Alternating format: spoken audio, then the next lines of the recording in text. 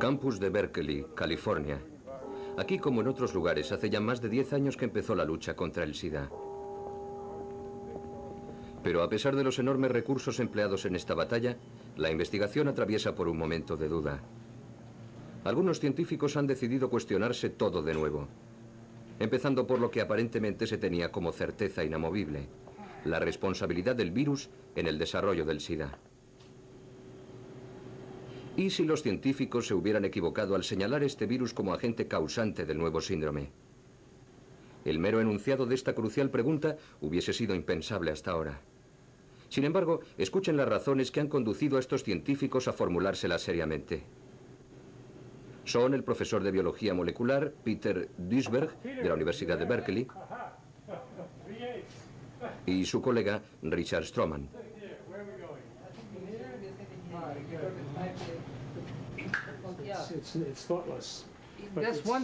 Por haber dicho lo que ustedes van a oír ahora, estos dos investigadores han sido tachados de inconscientes. Sin embargo, forman parte de la élite científica norteamericana. Yo no creo que se haya descubierto aún la causa del SIDA. Desde luego que no. Si se hubiera descubierto, a lo largo de estos 10 últimos años hubiéramos avanzado enormemente en su tratamiento y en su prevención.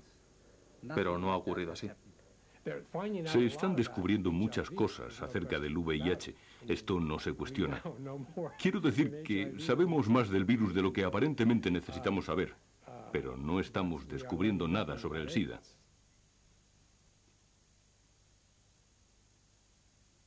SIDA, la duda.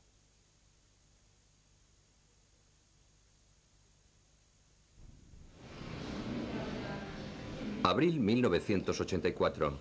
El profesor Gallo anuncia que se ha conseguido identificar la causa del SIDA. La clase científica americana se congratula de esta gran victoria, hasta que se dan cuenta de que el virus, teóricamente encontrado en su laboratorio, proviene de otro lugar. Es aquí, en el Instituto Pasteur de París, donde el virus del SIDA ha sido identificado y aislado por primera vez por el equipo del profesor Montagnier.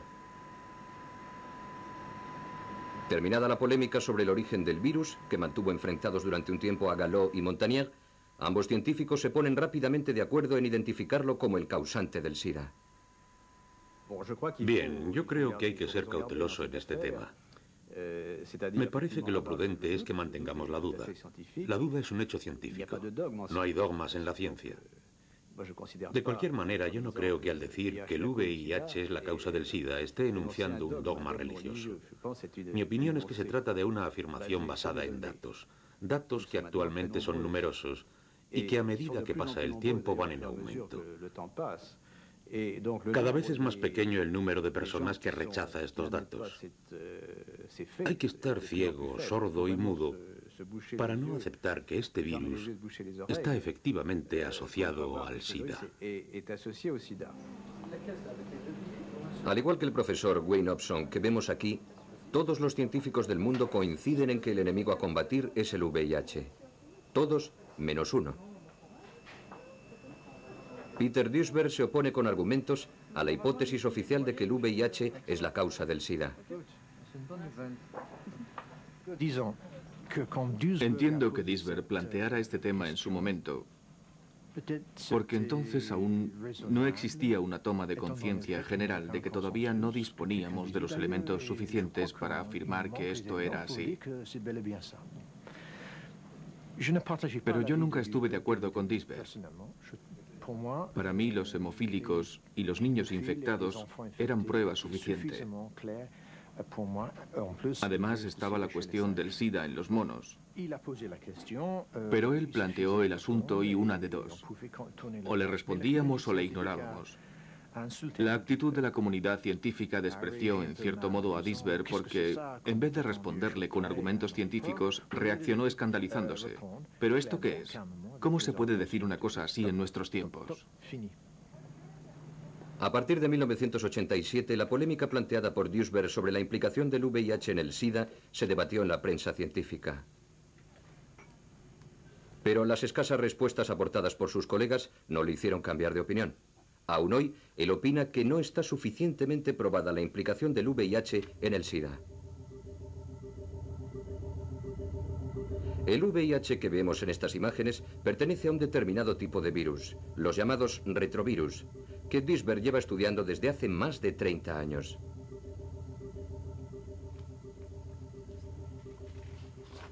Él fue el primero que consiguió identificar y descodificar su estructura genética. En 1986, la Academia de las Ciencias reconoció la aportación de sus investigaciones.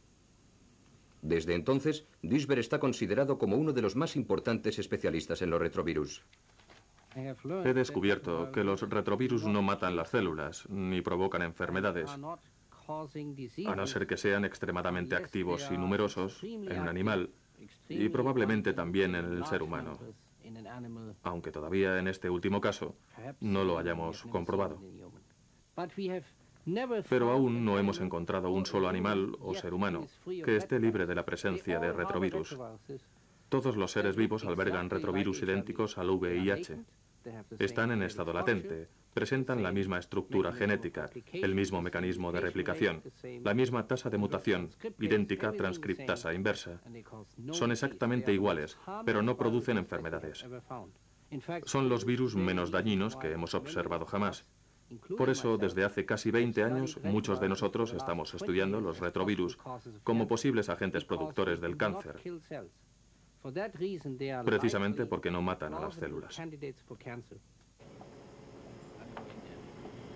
Duisberg aplica esto mismo al VIH y deduce que el virus del SIDA no puede destruir los linfocitos T4, que son las células que permiten al organismo luchar contra las infecciones.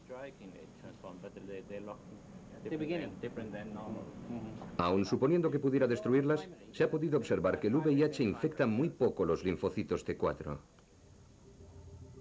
Dicho de otra forma, existen muy pocas probabilidades de que pueda provocar daños importantes en el sistema inmunológico. Además, entre el momento de la infección por el virus del SIDA y la aparición de los primeros síntomas de la enfermedad, transcurre un periodo de tiempo que puede llegar a ser de 5 a 10 años o incluso más, lo que demuestra que es un virus de comportamiento absolutamente atípico.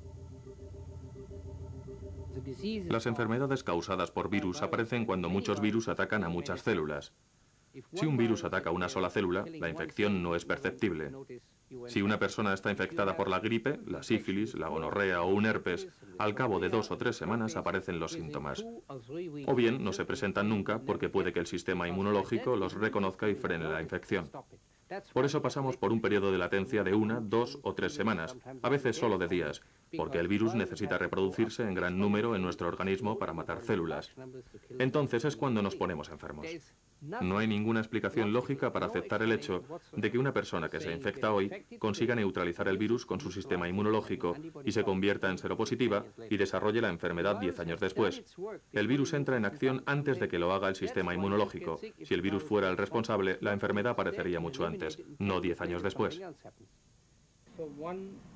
El último argumento de Duisberg se basa en la presencia de los anticuerpos en la sangre. Según él, deben considerarse como los restos de la batalla entre el organismo y el VIH. La prueba de que el virus ha sido vencido. Para Duisberg no hay ninguna duda. El virus es inocente. No hay ningún precedente, ni uno solo en la historia de la microbiología, de que un microbio inactivo, latente o no detectable, origine una enfermedad.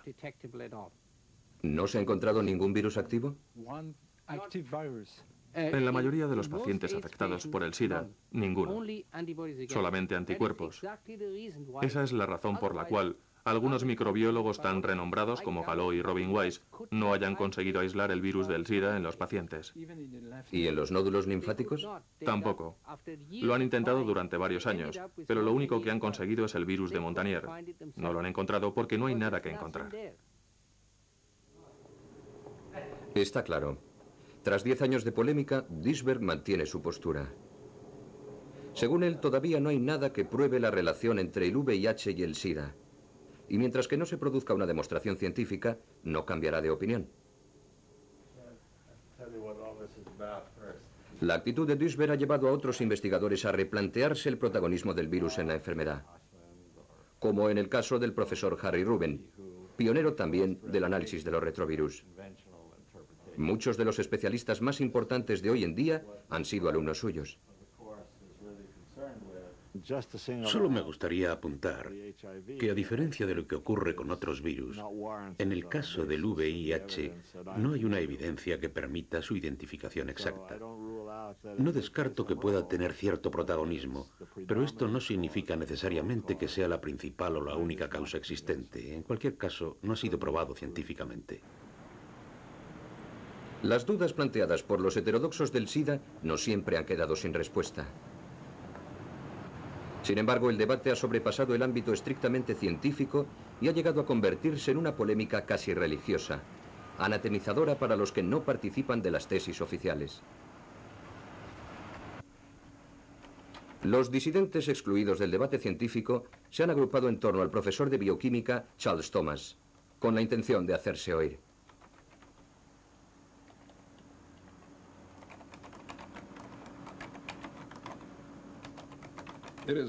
La opinión generalizada entre la gente es que el causante del SIDA es un retrovirus conocido por VIH. Sin embargo, muchos científicos biomédicos ponen en duda esta hipótesis. Nosotros proponemos que un grupo de científicos independientes pondere de manera exhaustiva todas las pruebas existentes a favor y en contra de esta posibilidad. También proponemos que se efectúen estudios epidemiológicos críticos. Hemos enviado nuestra propuesta a varias publicaciones científicas, pero ninguna la ha publicado, a pesar de que iba avalada por la firma de casi un centenar de prestigiosos investigadores.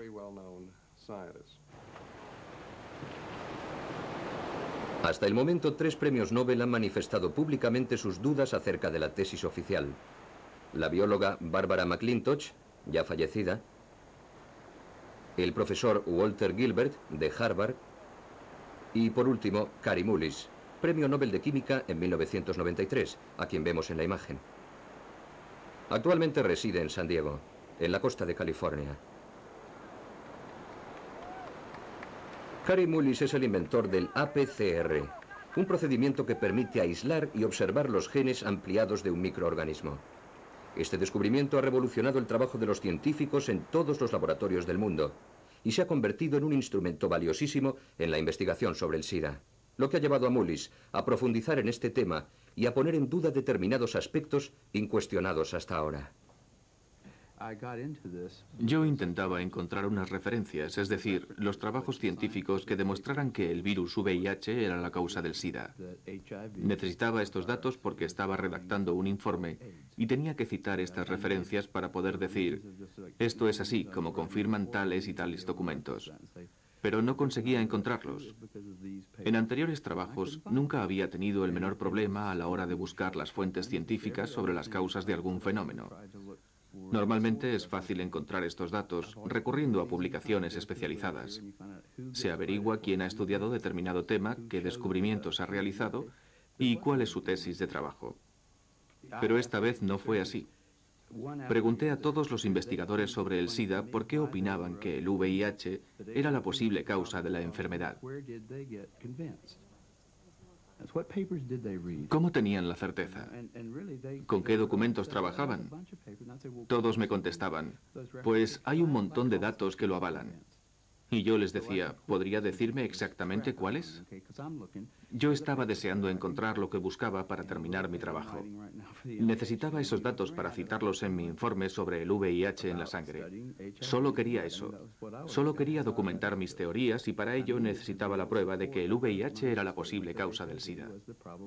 Pero no pude conseguirlo. Nadie me daba la respuesta. Siempre me contestaban que los papeles los tenían en la oficina y yo decía, bueno, pues envíeme esos documentos desde su despacho, pero nadie lo hizo.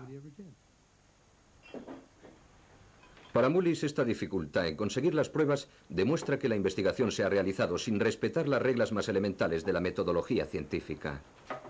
Mullis es de la opinión de que en el tema del SIDA todo se ha hecho con demasiada precipitación.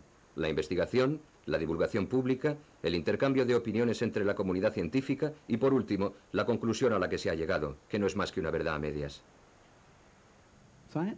Normalmente la ciencia no suele discurrir por esos caminos. Cuando se quiere afirmar algo, hay que experimentarlo previamente para obtener unos resultados. Hay que estudiar el tema con detenimiento y preguntarse si hay algo en lo que nos hayamos podido equivocar. Si es así, conviene realizar un nuevo experimento para comprobar los datos. Las ruedas de prensa deben convocarse después de concluir este proceso. Esta es la manera de establecer las evidencias científicas. En el caso del SIDA, efectivamente se convocó una conferencia de prensa en la que se afirmó: el VIH es la causa del SIDA. El Centro de Control de Enfermedades en Atlanta se hizo eco de estas palabras añadiendo: cuidado, el VIH es un organismo peligroso. Si lo encuentran en un paciente que presenta determinado tipo de síntomas, deben informarnos. Y se lo comunicaron a todos los médicos. Sin embargo, no explicaron por qué lo sabían. Se convirtió en una verdad con demasiados interrogantes, pero no puede considerarse en modo alguno una verdad científica. Mullis opina que se han realizado suficientes estudios sobre el SIDA.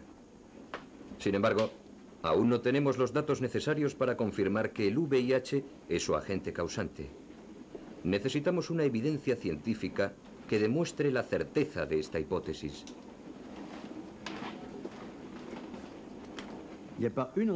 No disponemos de una evidencia científica, solo hay un muestrario de argumentos. Permítanme un símil. Tenemos un culpable al que no hemos visto asesinar a su víctima. No le han pillado infragante, pero existen pruebas en su contra, manchas de sangre o lo que sea, y se le lleva a juicio. Y ocurre como en el caso del señor O.J. Simpson, que aunque hay ciertas evidencias que le inculpan, por distintos motivos el asunto toma un sesgo diferente. El profesor Montagnier dispone de un descubrimiento reciente que contradice los argumentos de sus adversarios sobre el estado latente del virus previo al desarrollo de la enfermedad. Dos artículos publicados en la revista científica Nature sostienen la teoría de que el virus no pasa nunca por un periodo latente. Desde que el individuo se infecta, el VIH y el sistema inmunológico libran una batalla encarnizada. Batalla que finaliza con la victoria del virus. John Maddox, redactor jefe de la revista, ha pedido a Duisberg, a Mullis y a los que rechazan el protagonismo del VIH en el SIDA que reconozcan públicamente su equivocación.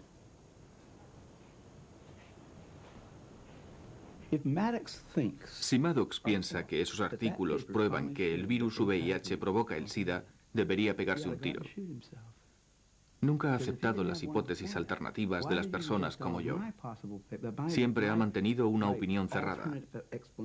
¿Por qué todo el mundo ha aceptado sin pestañear que este virus es el causante?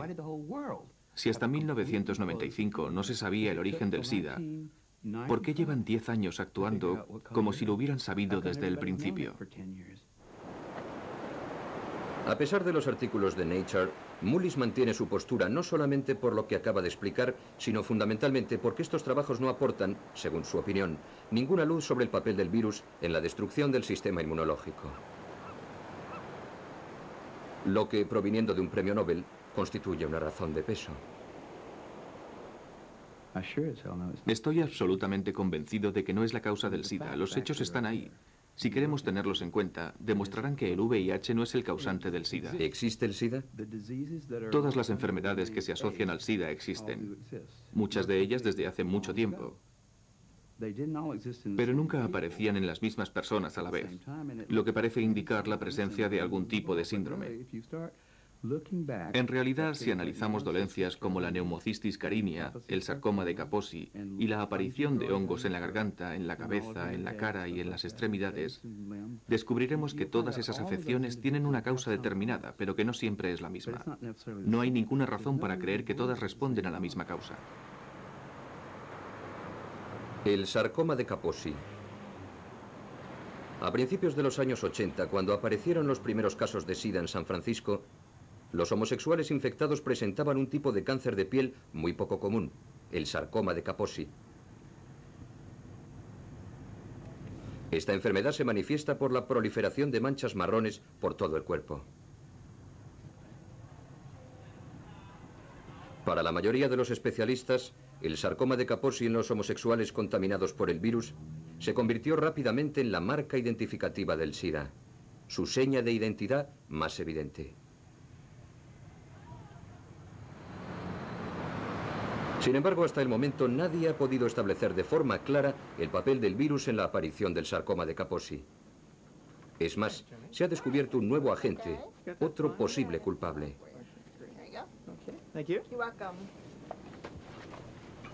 El doctor Harry Haberkos del Departamento de Drogas de Rockville, Estados Unidos, ha estudiado los efectos de las drogas.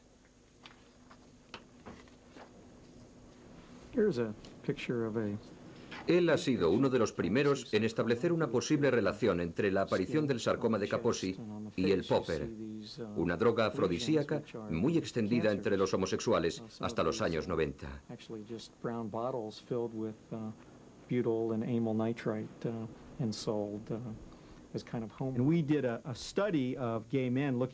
Hicimos un estudio entre los gays analizando su comportamiento, sus hábitos sexuales, las drogas que tomaban, etc.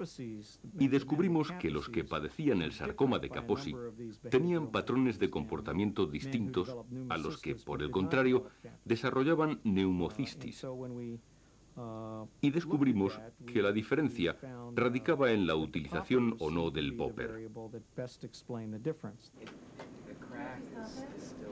Ante esta evidencia, el Departamento de Drogas realizó numerosas campañas de prevención, advirtiendo del peligro del uso del popper en grandes dosis. Posteriormente fue prohibida la venta del popper, y el resultado se ha visto reflejado en los últimos estudios epidemiológicos. En los últimos años se ha producido un notable descenso en la aparición del sarcoma de Kaposi, tanto en términos absolutos como porcentuales. ¿A qué es debido? Bueno, yo creo que guarda relación con la inhalación de nitrato. Últimamente ha descendido el uso de este producto. Sin embargo, no sabemos si se ha producido una disminución del virus entre estas personas. Tampoco hemos podido probar con exactitud la relación con los herpes. Sin embargo, la epidemiología del sarcoma de Kaposi y la de la inhalación del nitrato en los Estados Unidos parecen íntimamente ligadas. Para ser exactos, hay que decir que el sarcoma también aparece en pacientes que nunca han utilizado el popper, así como en personas que no están infectadas por el VIH. Lo que demuestra que las cosas son mucho más complicadas de lo que se pensaba en un principio. El agente responsable no está muy claro. Sabemos que estos nuevos herpes han aparecido en algunos afectados y también conocemos su relación con el popper. Puede que el VIH no tenga necesariamente que ver, pero lo que es seguro es que además del popper tiene que haber otro agente responsable. El origen de la enfermedad sigue siendo incierto. Aunque el avance de las investigaciones apunta a restar protagonismo al virus VIH, en nuestros días el sarcoma de Kaposi sigue estando asociado a las enfermedades propias del SIDA. Nos encontramos en un punto muerto. Hasta ahora hemos creído en la ecuación VIH igual a SIDA. Pero si el virus no es la causa del sarcoma de Kaposi, nadie debería considerar el SIDA como una enfermedad nueva y tampoco nadie debería creer en el VIH. Y ahora se olvidan de todo, menos del virus. Resulta que hasta el sarcoma de Kaposi no es una enfermedad del SIDA. ¿Por qué no nos olvidamos también de la neumonía? ¿Y entonces qué nos queda? Nada. Pasemos a otro tema, cambiando de escenario. Recordemos este anuncio publicitario de 1987.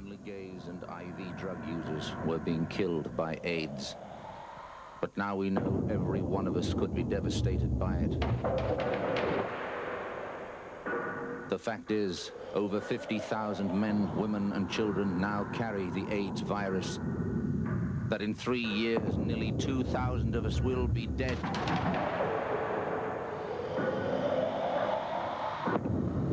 That if not stopped, it could kill more Australians than World War II. Sin embargo, hasta el momento en Australia se han detectado menos de 10.000 casos de SIDA, en vez de los 50.000 que preveía el anuncio. Fundamentalmente homosexuales y toxicómanos. No queremos quitarle importancia a la enfermedad, ni señalar acusadoramente a los grupos de riesgo. Afortunadamente, a veces, las previsiones se equivocan. En Francia, Alemania y otros países europeos, la epidemia se ha estabilizado. Incluso comienzan a aparecer síntomas de receso. No se ha producido la anunciada generalización de la enfermedad entre los heterosexuales. Seguramente han influido las campañas de prevención, pero también existen otras razones. Las cepas microbianas existentes en Europa no presentan una capacidad de transmisión poderosa entre los heterosexuales, por lo que no se ha producido un contagio masivo. Lo ha habido en cierta medida entre las mujeres, fundamentalmente entre las drogodependientes y las que tenían parejas bisexuales. Pero no ha habido una reacción en cadena. Podemos concluir que no ha existido una transmisión generalizada en la población heterosexual. Y creo que no se producirá. Puedo citar como ejemplo el caso de las prostitutas. Las encuestas demuestran que solamente se han infectado un 2 o un 3% de ellas y que este porcentaje no va en aumento, excepto en el caso de las toxicómanas. Los estudios epidemiológicos realizados sobre las prostitutas no toxicómanas en las grandes ciudades europeas confirman las conclusiones del profesor Montagnier. De hecho, en algunas ciudades europeas no se han encontrado prostitutas seropositivas. Si partimos de la base lógica de considerar a las prostitutas como el grupo de mayor riesgo entre la población heterosexual, podemos deducir que el contagio por el virus del SIDA entre el resto de los heterosexuales será aún menor.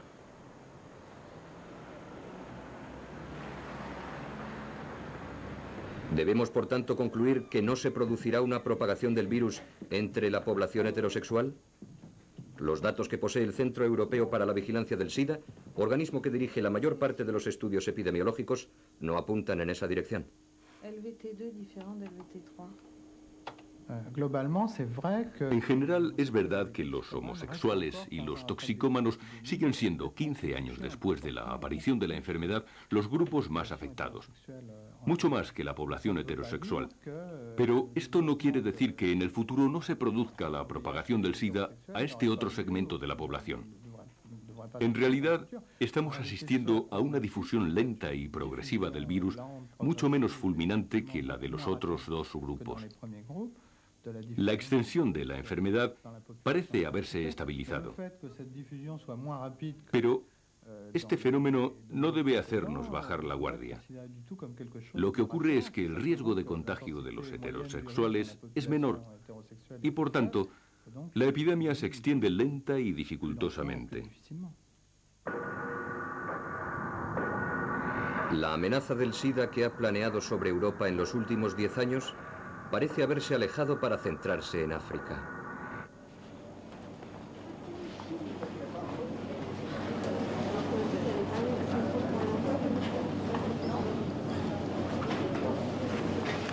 Desde allí, desde el otro lado del Sáhara, nos llegan imágenes espeluznantes que no permiten albergar la menor duda.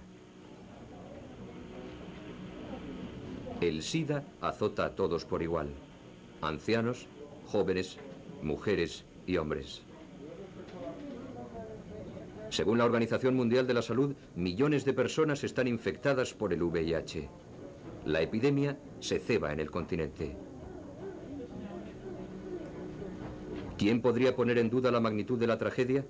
En estos países, la polémica no se centra sobre el alcance de la enfermedad, sino sobre el nombre que debemos asignarle.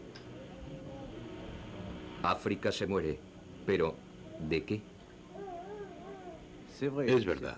Sé por experiencia que los test que se realizan aquí, muy sensibles y específicos, pierden eficacia al aplicarlos a sueros africanos.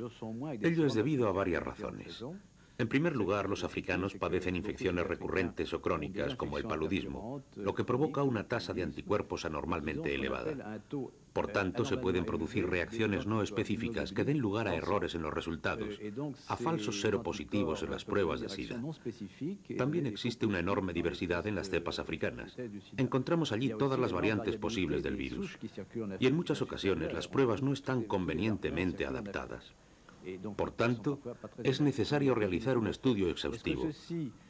¿Ponen en duda nuestras hipótesis los datos que llegan de África?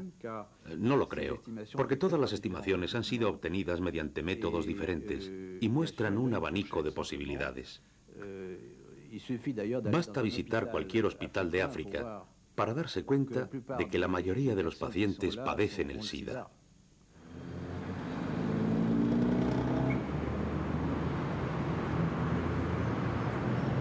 Partiendo de estos mismos datos, una publicación británica ha expuesto unas conclusiones radicalmente distintas. En octubre de 1993, el Sunday Times publicó un reportaje encabezado por un titular sensacionalista: El mito del SIDA en África. Neville Hodgkinson, su autor, periodista especializado en temas científicos, plantea nuevos interrogantes tras visitar África Central en 1993. En su opinión, hay algo que no encaja en la versión oficial. ¿Está África realmente enferma de SIDA? No si definimos el SIDA como una nueva enfermedad infecciosa. África sufre y se muere debido a la malnutrición, al resurgimiento de la malaria, a la tuberculosis. Muchas personas necesitan atención médica, pero no, yo no he encontrado ninguna evidencia que demuestre el surgimiento de una nueva epidemia. Neville Hodgkinson viajó por África durante varias semanas. Primero visitó Kenia, después Tanzania, luego Zambia y por último Zimbabue.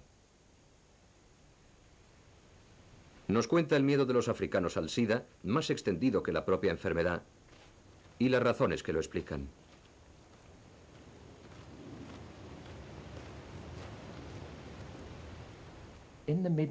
A mediados de los años 80 llegaron los científicos americanos con los nuevos test del SIDA y empezaron a aplicarlos a grandes grupos de población. Observaron que casi el 50% de las personas estudiadas daban positivo en las pruebas y proclamaron: el VIH está aquí desde hace muchos años.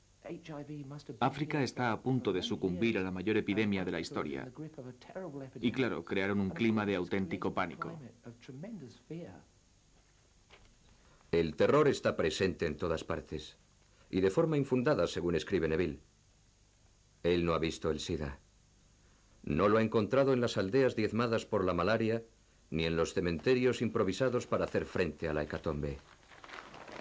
África se muere, como siempre, a causa de algo que no tiene nada que ver con una nueva enfermedad que en Occidente llamamos SIDA.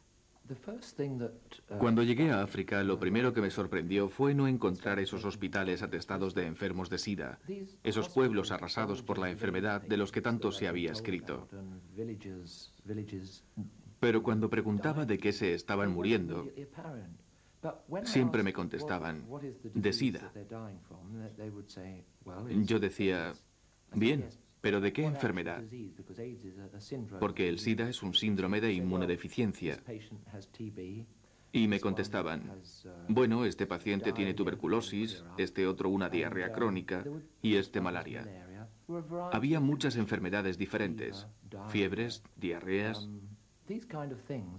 todas las que ha habido siempre en África y que ahora los médicos han rebautizado como SIDA, debido al miedo que provocaron los test que se realizaron en su día. ¿Es posible que se haya cometido un error de tal magnitud? Hoy en día muchos investigadores se han planteado la misma pregunta. El profesor Issex, un científico norteamericano, ha realizado recientemente un estudio en Zaire en el que muestra que las personas afectadas por la lepra, no por el VIH, reaccionan positivamente a las pruebas del SIDA. Paradójico. Issex resalta que los resultados de los test deben ser interpretados con suma cautela cuando se trata de pacientes infectados por enfermedades micobacterianas, como por ejemplo la lepra y la tuberculosis. Afirma que los test no son un elemento suficiente para diagnosticar el SIDA en las regiones de África Central donde dichas enfermedades están muy extendidas, es decir, casi todo el continente. Es una pésima noticia, porque la tuberculosis y la lepra están absolutamente extendidas por toda África. Pero como siempre que informamos sobre esto, ningún científico especializado se ha hecho eco de nuestras palabras. Pretenden seguir adelante como si nada hubiera ocurrido. Hasta el momento, Hodgkinson no ha obtenido respuesta alguna. Ni por parte de los periodistas que están en desacuerdo con él, ni por parte del propio profesor Issex.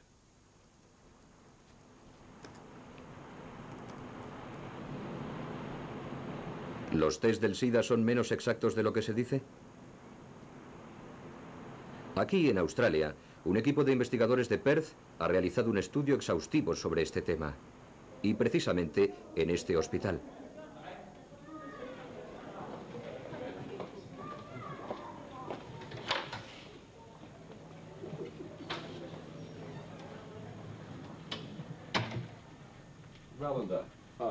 Tres investigadores han revisado prácticamente todo lo que se ha dicho y escrito sobre las pruebas del SIDA para intentar responder a esta pregunta. ¿Un test positivo prueba de forma inequívoca el contagio por el virus del SIDA? El resultado de su trabajo sobre el Western Blot, el test teóricamente más fiable de todos los existentes, fue publicado en 1993 en la revista Biotechnology.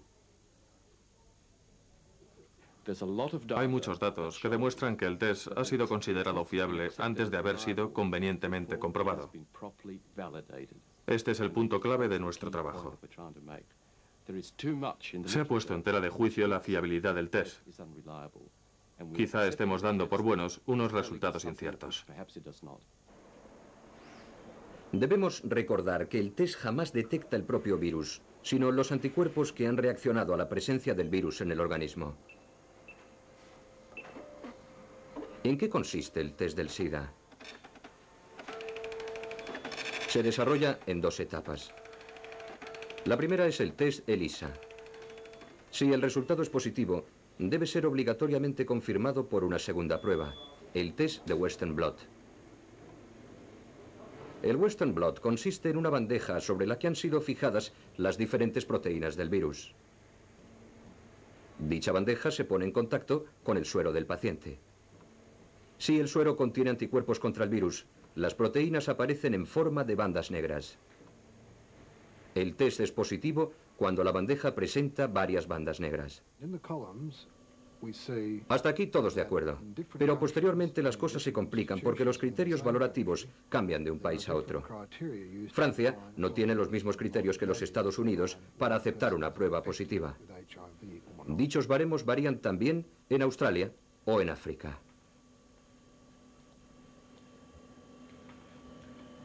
En estas columnas podemos observar los distintos criterios que se emplean para definir un test Western Blot positivo, es decir, para establecer cuándo una persona está o no infectada por el VIH. Los criterios que se aplican varían en cada país e incluso en las distintas instituciones de un mismo país. Si aparecen dos bandas negras en el test de un paciente, sería considerado seropositivo en África y en algunos estados de Norteamérica, pero no lo sería en Australia, ni en otros estados americanos, ni en Francia. Si aparece una tercera banda, una P24, no será considerado seropositivo en Australia, ni en muchas partes de América, ni en Francia. Si aparecen 4 bandas, tampoco se les considera infectados por el VIH ni en Australia ni en Francia. No puede considerarse infectada a una persona aquí y allí no. O se está infectado por el virus o no se está. Con estos criterios no vamos a ningún lado. No es fácil encontrar una explicación lógica a la arbitrariedad de estos baremos. Se deberían aplicar los mismos en todas partes. ¿No sería más sencillo y más seguro? Pero los laboratorios no son de la misma opinión. La sangre contaminada, dicen, sean cuales sean los criterios aplicados, reacciona positivamente y siempre aparecen todas las proteínas del virus. En ello radica la diferencia con la sangre no contaminada. Aunque se unifiquen los criterios, seguiremos teniendo el problema de la imposibilidad de repetir un mismo test. Es muy difícil hacer dos tests idénticos. Por ejemplo, este test de una misma sangre ha sido realizado por 19 laboratorios norteamericanos diferentes. Los mejores laboratorios, los más prestigiosos. Cada bandeja corresponde a un laboratorio distinto. En algunas aparecen varias bandas negras, en otras tan solo algunas. En la bandeja del centro, en la letra I, no aparece ninguna. Pero el suero pertenece a un mismo paciente infectado por el virus del SIDA. Los laboratorios australianos han detectado errores aún más graves. Para intentar explicar el porqué de estas enormes diferencias, me gustaría mostrarles el estudio realizado por los analistas norteamericanos. En 1991, el Diario Americano de Patología Clínica envió 101 muestras negativas, es decir, que no tenían bandas de sueros Western Blot, a 3 laboratorios distintos. En 67 muestras contestaron que no aparecían bandas. En 13, que aparecían bandas de distinto tipo. En una, P41 y en otra, P24. En 2 muestras, P24, 32 y 41-120, lo que para muchos laboratorios se considera un resultado positivo. Sin embargo, todos los sueros eran negativos. Es decir, que el análisis de un suero puede resultar positivo en un laboratorio y negativo en otro. Los australianos opinan que los resultados contradictorios ponen en entredicho la validez del propio test, su capacidad para determinar si una persona está o no infectada por el virus, lo que los científicos denominan especificidad. La especificidad de un test asegura que el resultado sea positivo solo cuando el virus está presente en la sangre. Si el virus no está en la sangre y a pesar de ello hay un resultado positivo, el test no es específico. Los australianos han llegado a afirmar que los resultados positivos en las pruebas del SIDA no confirman de manera absoluta que una persona esté infectada por el VIH. Para comprobarlo, han realizado pruebas de SIDA a ciertos animales que no sufren la infección por el virus. Por ejemplo, a estos ratones, a los que se les ha inyectado sangre de otro ratón y se les han encontrado anticuerpos. También a estos perros. De los 144 perros utilizados, la mitad presentó los mismos resultados que los ratones. Se han realizado pruebas a partir de sueros extraídos en 1968 a indios amazónicos. Muchas de ellas dieron resultados positivos a pesar de que en esas tribus no se ha producido nunca ni un solo caso de SIDA. Lo mismo ocurre entre algunas poblaciones de ciertas regiones de África. Los virólogos que trabajan con el virus del SIDA están acostumbrados a este tipo de reacciones falsas. Están provocadas por la presencia de anticuerpos distintos a los que reaccionan contra el virus del SIDA. Los australianos están convencidos de ello y plantean además otra cuestión. ¿Cómo determinar con exactitud si un paciente cuyas pruebas han sido positivas está realmente infectado por el VIH y no por otra cosa? Ahora sabemos que los homosexuales, los consumidores de drogas y los hemofílicos, los grupos de riesgo más importantes, al estar expuestos a agentes externos, tienen más capacidad para desarrollar diversos tipos de anticuerpos. En estos casos, es imprescindible conocer la especificidad del test. Es muy posible que este test no indique la infección del virus VIH en ninguna de estas personas. Lo que significa es que hay una falta de uniformidad en la interpretación de los tests, una falta de uniformidad en la comprensión de la naturaleza del test y una falta de uniformidad en la apreciación de los efectos de la enfermedad.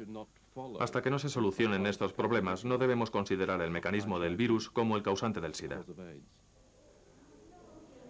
La mayor parte de los científicos cree que los problemas que surgen en la interpretación de las pruebas son muy escasos.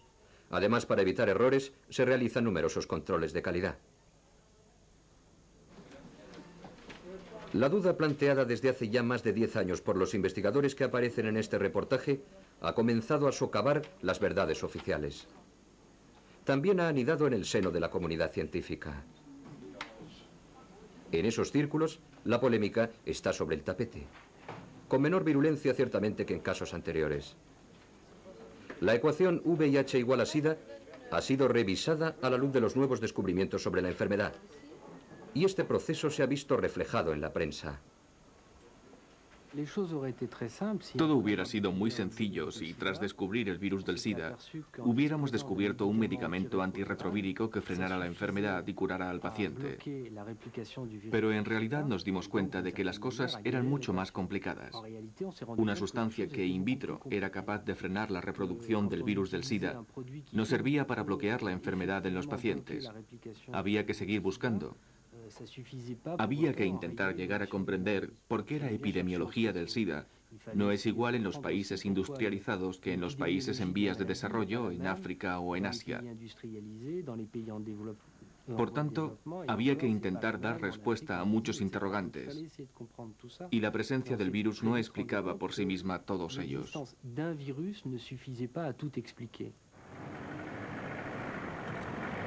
El propio Luc Montagnier, descubridor del virus, ha sido uno de los primeros en relativizar el papel del VIH y señalar la existencia de otros factores asociados al virus que desencadenan el SIDA.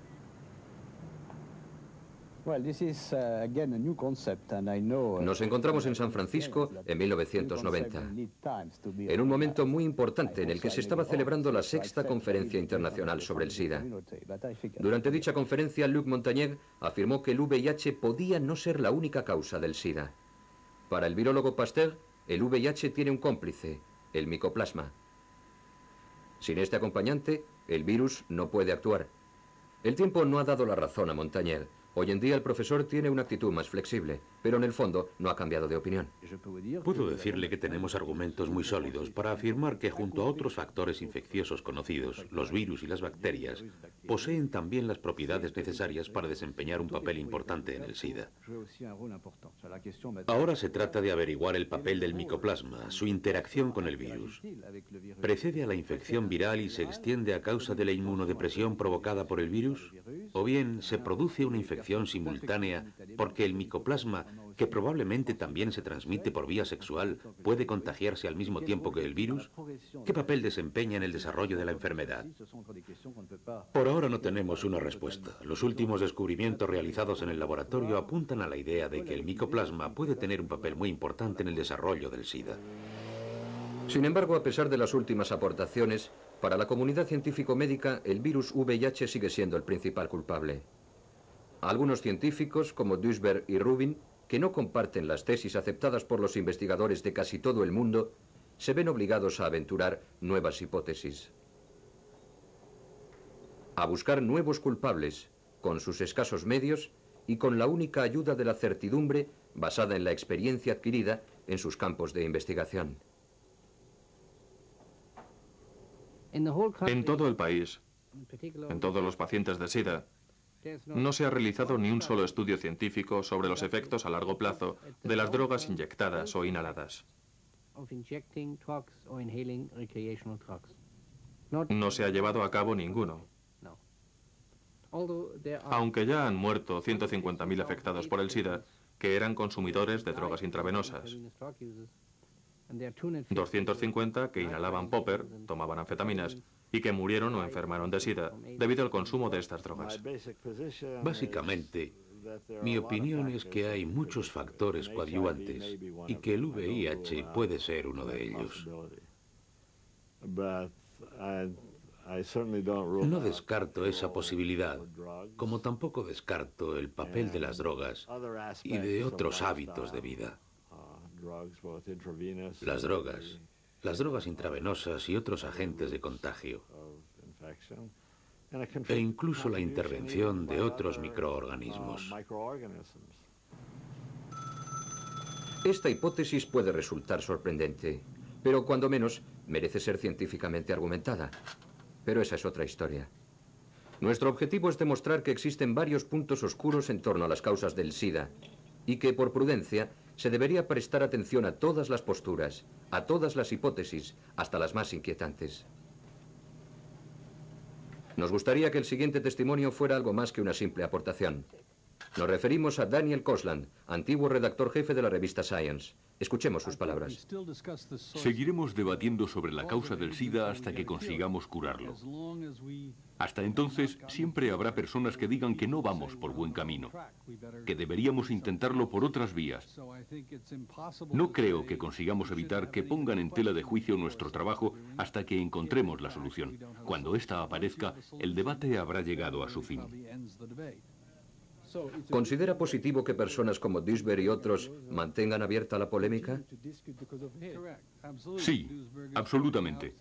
Aunque Duisberg ha hecho afirmaciones con las que no está de acuerdo la mayoría de la gente, es importante que se conozcan para demostrar que no somos un búnker apegado a una verdad absoluta. Es el único camino posible.